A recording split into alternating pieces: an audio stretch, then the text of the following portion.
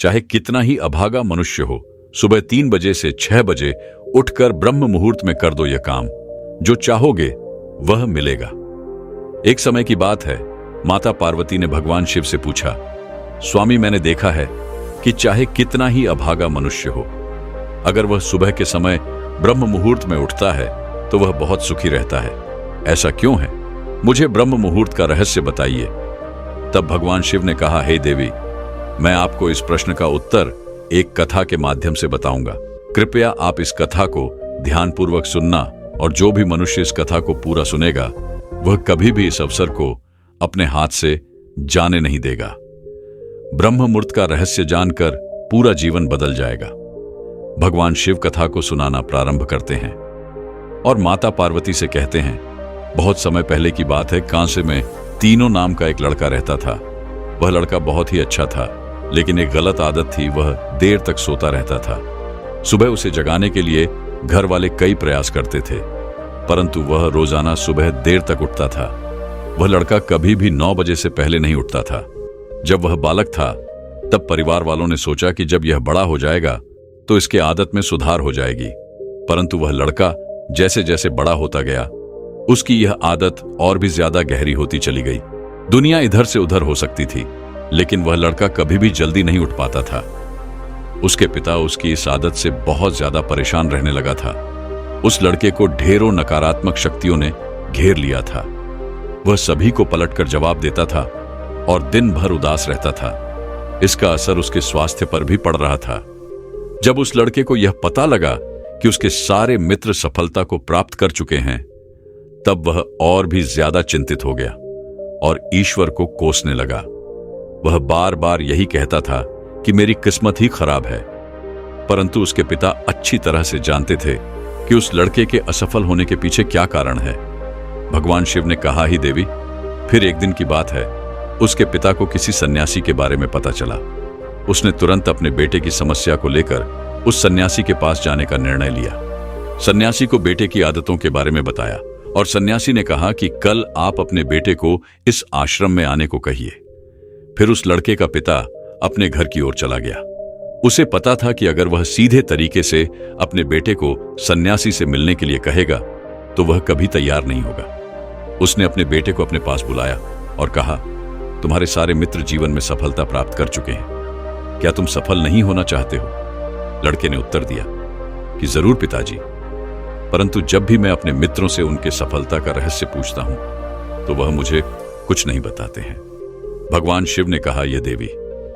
फिर उसके पिता ने कहा कि मुझे यह रहस्य पता चल गया है कि वह सभी क्यों सफल होते जा रहे हैं।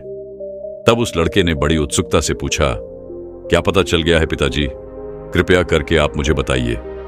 उसके पिता ने कहा कि कल सुबह तुम्हें एक सन्यासी के आश्रम में जाकर उनसे मिलना है। यदि तुम वहां पर समय से पहुंच गए तो वह सन्यासी तुम्हें ऐसा मंत्र बताएंगे जिससे तुम सफल हो जाओगे, परंतु एक समस्या है। लड़के ने कहा कि पिताजी, मैं कल पूरे रात जाता रहूंगा और सुबह सन्यासी से मिलकर आऊंगा। उसके पिता ने कहा कि ठीक है, तुम वहां जाकर उस सन्यासी की आज्ञा को मानना। पिता की बात सुनकर वह लड़का बहुत अधिक खुश हुआ। जीवन में पहली बार रात्रि में वह जागता रहा, परंतु थोड़े ही समय में उसे नींद आ गई और वह सो गया। फिर अगली सुबह जब वह उठा तो उसे पता चला कि सन्यासी से मिलने का समय समाप्त हो चुका था। उसके पिता ने लड़के की तरफ देखा और कहा कि तुम जीवन में कभी सफल नहीं हो पाओगे, जाओ और जाकर सो जाओ। पिता की यह बात सुनकर उस लड़के को बहुत दुख हुआ। उसने मन ही मन स्वयं को चुनौती दी कि कल सुबह वह सन्यासी से मिलने अगस्त से जाएगा। उसने अपने पैर में एक छोटा सा घाव बना लिया, जिससे दर्द के कारण उसे रात भर नींद नहीं आई। भगवान शिव ने कहा, हे देवी, यह ऐसा पहला अवसर था जब उसने अपने जीवन में पहली बार सूर्योदय देखा था। वह तुरंत ही तैयार होकर सन्यासी से मिलने के लिए चला गया। आज उसका अनुभव कुछ अलग ही था। वह बेहद शांत महसूस कर रहा था। चलते चलते वह लड़का जैसे ही सन्यासी के आश्रम में पहुंचा तो वहां पर उसने देखा कि सन्यासी और उसके सभी शिष्य ध्यान लगाकर बैठे हुए थे। भगवान सिंह ने कहा, हे देवे। फिर जब ध्यान का समय समाप्त हुआ तब लड़का उस सन्यासी के पास पहुंचा और उन्हें प्रणाम करते हुए बोला कि आपके पास कोई ऐसा मंत्र है जिससे मैं सफल हो सकता हूं? कृपया करके मुझे वह मंत्र बताइए। ब्रह्म मुहूर्त में ध्यान की अवधि 21 दिन तक होती है। इस विधि का उपयोग तब किया जाता है जब आप अपनी कोई मनोकामना की पूर्ति चाहते हैं। यह ऐसा समय होता है जब व्यक्ति अपने आज्ञा चक्र को सक्रिय करने पर काम करते हैं। भगवान सिंह ने कहा, यह देवी आगे वह सन्यासी कहता है, आज्ञा चक्र दोनों भौहों के बीच होता है। यह संकल्प का स्थान भी कहा जाता है। अगर इस चक्र पर ध्यान केंद्रित किया जाए और अपनी मनोकामना को बार बार दोहराया जाए तो मात्र 21 दिनों के भीतर वह मनोकामना पूरी हो जाती है। अगर आपके मन में कोई अधूरी मनोकामना है और आप उसे पूरी करना चाहते हैं, तब उसे सबसे पहले उस मनोकामना का स्पष्टीकरण कर लें। आपको क्या चाहिए यह निर्णय अवश्य कर लें। इसके बाद ध्यान की विधि को शुरू करें। ब्राह्मणों ने स्नान के बाद एक ऐसा स्थान चुने जहां पर वायु का प्रवेश हो। ध्यान में सूत्र प्राण वायु का होना आवश्यक होता है।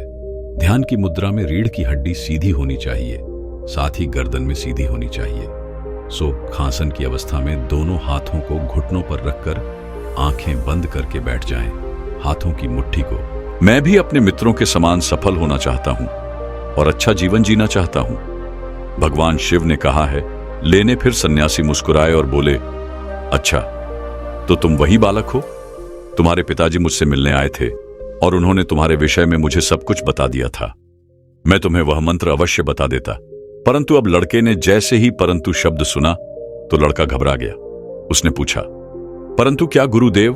तब सन्यासी बोला, मैं तुम्हें वह मंत्र बताऊंगा, परंतु अगले 21 दिनों तक तुम्हें मेरी आज्ञा माननी होगी। मैं तुम्हें वह मंत्र 21 दिनों के बाद बताऊंगा। तब तक मैं तुमसे जो भी कार्य कहूंगा तुम्हें वह करना होगा। यदि तुम असफल हुए या कार्य के बीच में तुम्हारा संकट टूट गया तो उस मंदिर का असर नहीं होगा। दृढ़ निश्चय के साथ उस लड़के ने कहा कि मुझे आपकी सारी आंखें शिकार है। मैं अगले 21 दिनों के लिए आपका दास हूं। आप जो भी कहेंगे मैं वही कार्य करूंगा। मुझे केवल और केवल उस मंत्र के बारे में जानना है। भगवान शिव ने कहा है, डेली। फिर सन्यासी ने उस लड़के से कहा कि ठीक है, कल से तुम्हारा कार्य शुरू होगा। तुम इसी आश्रम में निवास करोगे। वह लड़का आश्रम में निवास करने के लिए तैयार हो गया। सन्यासी ने कहा कि यहां रहते हुए तुम्हें ब्रह्म मुहूर्त में उठना होगा और दूसरे स्थितियों की तरह ध्यान और तप करना होगा। साथ ही आश्रम के कार्यों में भी सहायता करनी होगी। ध्यान रहे, यह संकल्प टूटना नहीं चाहिए। भगवान शिव ने कहा, हे देवी। अब लड़का सन्यासी की बात से सहमत हो गया और अगले दिन से उसके कार्य के दिन की शुरुआत थी। इस बार उसने दृढ़ निश्चय किया, परंतु 1 सप्ताह बीतने के पश्चात उसका संकल्प टूट गया और वह 8वें दिन देर तक सोता रहा। जब वह नींद से ज्यादा तो उसने कहा कि मुझसे कितनी बड़ी भूल हो गई है। वह रोते हुए सन्यासी के पास पहुंचा और कहने लगा कि हे गुरुदेव, मेरा संकल्प टूट गया। अब मैं जीवन में कभी सफल नहीं हो पाऊंगा। सन्यासी ने उसे समझाते हुए कहा कि एक बार फिर से शुरुआत करो, फिर से संकल्प करो। फिर लड़के ने सन्यासी से पूछा कि सुबह उठना इतना आवश्यक क्यों होता है और यहां पर सभी लोग इतनी जल्दी क्यों उठ जाते हैं। भगवान शिव ने कहा, हे देवे। तब सन्यासी ने लड़के को समझाते हुए कहा कि सुबह यानी ब्रह्म मुहूर्त में उठने के पीछे बहुत बड़ा विज्ञान छुपा हुआ है। लड़के ने कहा कि कृपया मुझे वह विज्ञान बताने की कृपा करें। सन्यासी ने कहा कि रात्रि को 4 बाहर में बांटा गया है। पहला रुद्रकाल, जिसका समय शाम 6 बजे से लेकर 9 बजे तक होता है। दूसरा राक्षस काल, जिसका समय रात्रि 9 बजे से 12 बजे तक होता है। तीसरा गंधर्व काल, जिसका समय रात्रि 12 बजे से 3 बजे तक होता है। और सबसे अंत में जो पहर आता है उसे मनोहर काल कहते हैं। इस समय को ब्रह्म मुहूर्त या अमृत बेला के नाम से भी जाना जाता है। इसका समय वह 3 बजे से सुबह 6 बजे होता है। यह वह समय होता है जब पूरे संसार की नकारात्मक शक्तियां निष्क्रिय अवस्था में होती है और सकारात्मक शक्तियां सक्रिय होती है। ब्रह्म मुहूर्त अर्थात देव मुहूर्त। ब्रह्म मुहूर्त का अर्थ देवताओं का समय होता है। भगवान शिव ने कहा है, यह देवी व सन्यासी आगे करता है। इस समय देवता धरती पर विचरण कर रहे होते हैं और जागृत मनुष्य पर उनका बड़ा ही सकारात्मक प्रभाव पड़ता है। ब्रह्म मुहूर्त ऐसा समय होता है जिसमें मनुष्य का मस्तिष्क बिल्कुल खाली होता है, जिसमें किसी प्रकार के कोई विचार नहीं होते हैं। और जब इस समय व्यक्ति अपनी पुस्तक खोलकर पाठ का अध्ययन करते हैं तो उन्हें सब कुछ जल्दी जल्दी याद भी होता है और यह लंबे समय तक याद रहता है।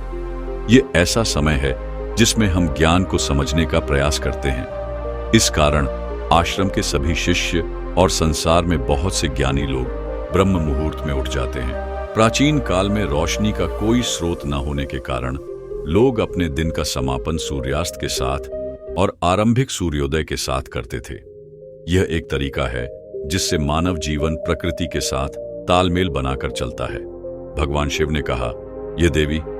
फिर उस लड़के ने कहा कि ठीक है, मैं कल से अपना संकल्प फिर से शुरू करता हूं, परंतु ब्रह्म मुहूर्त में उठकर मुझे क्या क्या करना चाहिए।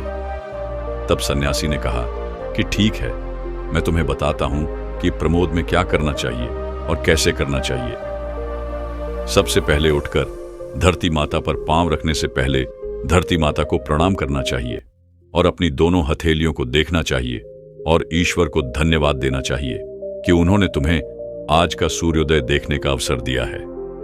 इसके बाद नित्य कर्म और स्नान करने से शरीर की ही नहीं बल्कि मन की शुद्धता भी बढ़ती है। स्नान करने के पश्चात ध्यान की प्रक्रिया होती है। ब्रह्म मुहूर्त में ध्यान की अवधि 21 दिन तक होती है। इस विधि का उपयोग तब किया जाता है जब आप अपनी कोई मनोकामना की पूर्ति चाहते हैं। यह ऐसा समय होता है जब व्यक्ति अपने आज्ञा चक्र को सक्रिय करने पर काम करते हैं। भगवान सिंह ने कहा, यह देवी। आगे वह सन्यासी कहता है, आज्ञा चक्र दोनों भौहों के बीच होता है। यह संकल्प का स्थान भी कहा जाता है। अगर इस चक्र पर ध्यान केंद्रित किया जाए और अपनी मनोकामना को बार बार दोहराया जाए तो मात्र 21 दिनों के भीतर वह मनोकामना पूरी हो जाती है। अगर आपके मन में कोई अधूरी मनोकामना है और आप उसे पूरी करना चाहते हैं, तब उसे सबसे पहले उस मनोकामना का स्पष्टीकरण कर लें। आपको क्या चाहिए या निर्णय अवश्य कर लें। इसके बाद ध्यान की विधि को शुरू करें। ब्राह्मणों ने स्नान के बाद एक ऐसा स्थान चुने जहां पर वायु का प्रवेश हो। ध्यान में सूत्र प्राणवायु का होना आवश्यक होता है। ध्यान की मुद्रा में रीढ़ की हड्डी सीधी होनी चाहिए, साथ ही गर्दन में सीधी होनी चाहिए। सुखासन की अवस्था में दोनों हाथों को घुटनों पर रखकर आंखें बंद करके बैठ जाएं। हाथों की मुट्ठी को बंद कर लें और 2-3 मिनट तक बिल्कुल शांत हो जाए। जब आपका शरीर स्थिर हो जाए और श्वास भी शांत हो जाए, तब उसके बाद अपना सारा ध्यान आज्ञा चक्र पर लगाएं। इस दौरान लंबे गहरी सांस लें और सांस को रोककर रखें। इस समय आप अपनी इच्छा को मन ही मन दोहराएं और अपने मन से इष्ट देव और देवी देवताओं और गुरुजनों का चिंतन करें। भगवान शिव ने कहा, हे देवी। उस सन्यासी ने कहा, जब सांस को रोकना कठिन हो जाए तब धीरे धीरे सांस को बाहर की ओर छोड़ो। सांस को नाक से भरे और मुख से बाहर रिया को 3 से 4 बार प्रतिदिन दोहराए। ऐसा प्रतिदिन करने से आपकी जो मनोकामना है वह अवचेतन मन तक अवश्य पहुंच जाएगी और इच्छा पूर्ति जल्दी ही होगी। आज्ञा चक्र सक्रिय होता है और हमारी आज्ञा को पूरा करता है। सांस को रोक कर रखने के दौरान शरीर में आपातकाल की स्थिति हो जाती है, जिससे कि आप बेकार की बातें सोचने और विचार करने से बचते हैं। ब्रह्म मुहूर्त के समय ईश्वर की विशेष कृपा होती है और कोई भी व्यक्ति अपनी मनोकामना को इस समय दोहराता है तो उसकी इच्छा जल्द से जल्द पूरी होती है। भगवान शिव ने कहा, हे देवे। इस प्रकार सन्यासी ने उस लड़के को ब्रह्म मुहूर्त का महत्व बताया। अगले 21 दिनों तक उस लड़के ने बड़े ही मन के साथ इस प्रक्रिया को अपनाया। अब वह बहुत ही ज्यादा अनुशासित और शांत स्वभाव का बन चुका था। उस लड़के ने जैसे ही अपना संकल्प पूरा कर लिया, उसके बाद वह लड़का बड़े ही प्रसन्न भाव से सन्यासी के पास पहुंचा और कहने लगा, हे गुरुदेव, मैंने 21 दिनों का संकल्प पूरा कर लिया है। अब कृपया मुझे सफल होने का मंत्र बताइए। तब उस सन्यासी ने मुस्कुराते हुए कहा कि पिछले 21 दिनों से जो अभ्यास तुम करते आए हो वही तुम्हारी सफलता का मंत्र है। जो व्यक्ति ब्रह्म मुहूर्त में उठकर ध्यान प्रक्रिया को सही से करते हैं वह जीवन में कभी असफल नहीं हो सकते। तुम्हें ब्रह्म मुहूर्त का रहस्य पता चल चुका है। अब तुम इसे जीवन पर्यंत करो।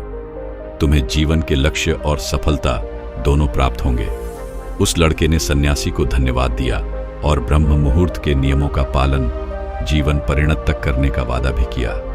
भगवान शिव ने कहा है, डेली अब तो आपको पता चल गया होगा कि ब्रह्म मुहूर्त में क्या होता है।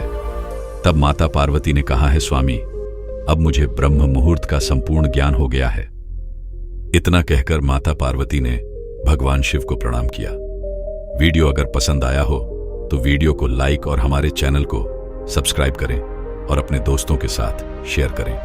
धन्यवाद।